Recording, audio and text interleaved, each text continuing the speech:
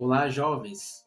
Hoje iniciamos uma reflexão sobre como dois grandes pensadores, eu já trouxe aqui o filósofo alemão Friedrich Nietzsche e o neurocientista, vou falar um pouco dele aqui, Antônio Damasio, como é que eles se aproximam ao discutir a relação entre razão e emoção, a natureza do self e o papel do corpo. Nietzsche, em seu aforismo 19, em Além do Bem e do Mal, questiona a crença na razão pura e exalta as forças do corpo, dos afetos, enquanto Damasio, no capítulo sobre emoções, do livro de O Mistério da Consciência, mostra como elas são centrais para a experiência humana. Então vamos entender como essas ideias elas se cruzam e o que pode nos revelar sobre a natureza humana. Então, nesse primeiro ponto, vamos entender como Nietzsche e Damasio desafiam essa visão tradicional, essa dicotomia, da razão como separada ou superior à própria emoção. Então, trazer aqui um pouco do aforismo de Nietzsche. Aforismo 19 de Além do Bem e do Mal. Abre aspas. Querer me parece, antes de tudo, algo complicado, algo que somente com palavra constitui uma unidade. E precisamente nessa palavra se esconde o preconceito popular que subjugou a cautela sempre inadequada dos filósofos. Teve aqui uma crítica que ele tece também à própria filosofia. Ao menos uma vez, sejamos cautelosos então. Sejamos afilosóficos. Digamos que em todo querer existe, primeiro, uma pluralidade de sensações. A saber, a sensação do estado que se deixa, a sensação do estado para o qual se vai, a sensação deste deixar ir mesmo, e ainda uma sensação muscular, que ele fala também do corpo. Concomitante, que mesmo sem movimentarmos braços e pernas, entra em jogo por uma espécie de hábito, tão logo queremos. Portanto, assim como sentir, aliás, muitos tipos de sentir, deve ter tido como ingrediente do querer, do mesmo modo e em segundo lugar, também o pensar. Em todo o ato da vontade há um pensamento que comanda, e não se creia que é possível separar tal pensamento do querer, como se então ainda restasse vontade.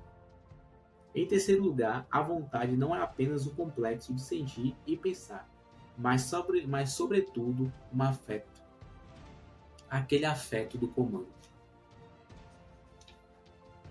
Então eu passo aqui para a próxima página, aqui ainda mesmo no mesmo aforismo, continuando. Desse modo, o querente junta às sensações de prazer dois instrumentos executivos bem-sucedidos, as subvontade ou subalmas, pois nosso corpo é apenas uma estrutura social de muitas almas. A sua sensação de prazer como aquele que ordena. Fecha aspas aqui em Além do Bem e do Mal. Então você percebe aqui uma crítica, ele critica essa pretensão de que o pensamento racional pode existir de forma pura e autônoma. Então ele descreve esse intelecto como condicionado pelos instintos e pelos afetos, como eu disse aqui, como eu trouxe.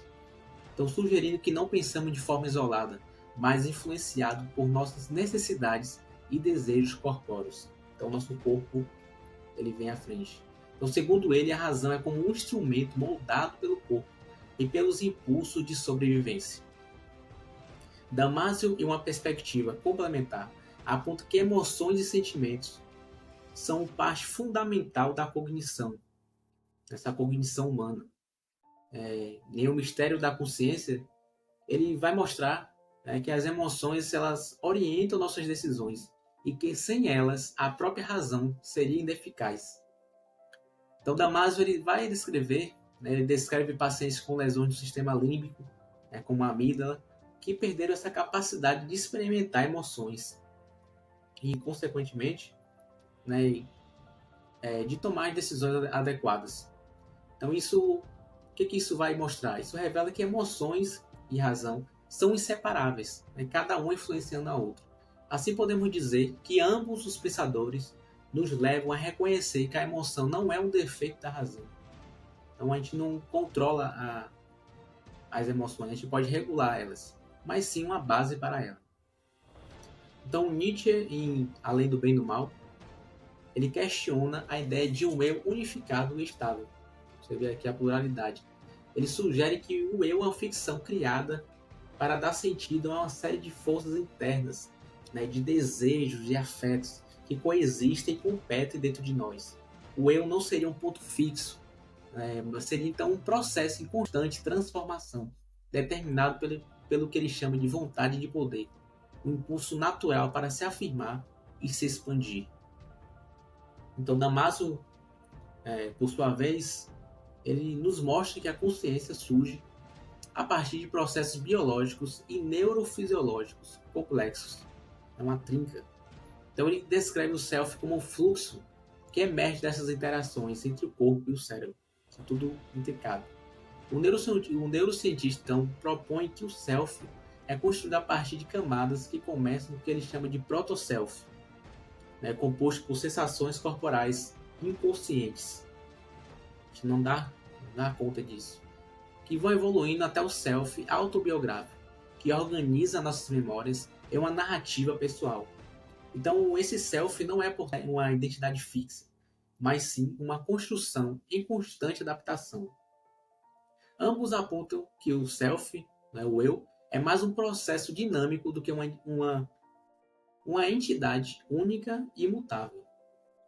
Então, o filósofo e o neurocientista, eles concordam que o corpo e os processos biológicos desempenham um papel central na formação do pensamento.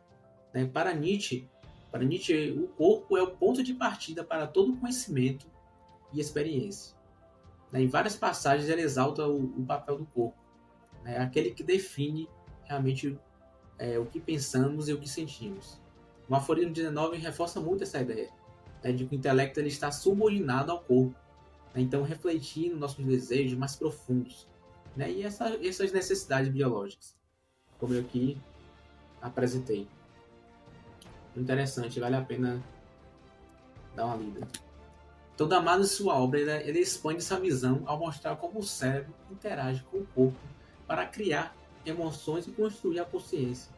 Então, para ele, o cérebro ele não opera de forma isolada, ele monitora e responde aos sinais do corpo. É essa interação entre o corpo e a mente que forma a base das nossas experiências e das emoções e da própria consciência. Então essa visão biológica, ela complementa a crítica de Nietzsche.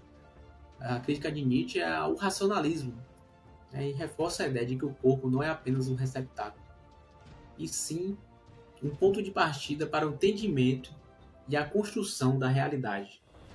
Então, portanto, com essas perspectivas, percebemos que Nietzsche e Damasio nos oferecem uma visão integrada, do ser humano, onde razão, emoção e corpo são inseparáveis. São inseparáveis. Nietzsche ele questiona esse racionalismo em favor de uma visão que valoriza a força dos afetos, enquanto Damasio traz evidências científicas de que a razão e a emoção caminham lado a lado. Então, se corroboram. Então, ambos desafiam essa noção de um eu estável e autônomo, propondo, então, uma visão de um self em constante adaptação, interação, corpo e ambiente. Então, essas ideias, elas nos levam a refletir. Então, pensar até que ponto, de fato, somos autônomos em relação às nossas decisões e pensamentos, como eu trouxe aqui.